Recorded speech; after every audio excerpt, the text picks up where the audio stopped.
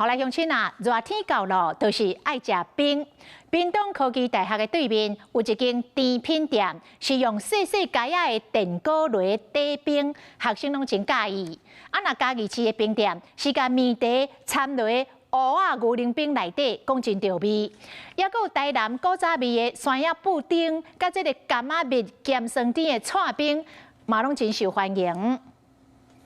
真油豆花滴入缩小版的电锅内，淋糖水，搁有一寡仙草，吸一寡粉圆，加甜口感。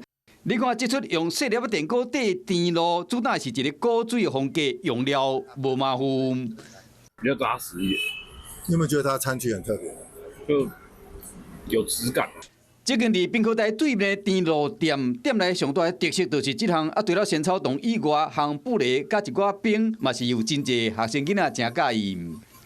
发现就是大小刚刚好，不会太薄，也不会太少。说来到嘉义，串冰配控3点钟的蚵仔分量是有够济，搁淋乌糖水，搁淋真济这个芋泥，加添芳开，一烟牛奶搁提升伊甜味。上特别的是上尾啊这一步。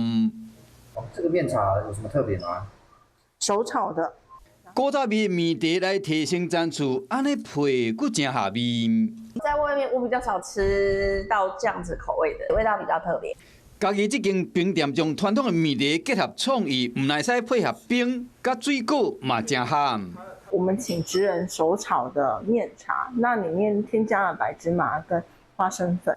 镜头驶到台南，人气的冰店一定爱食的山药冰，淋这个古早味的布丁，口感大升级。另外一种人气的冰是柑仔蜜的咸酸甜，淋山药青，唔那配色真水，酸甜酸甜真特别。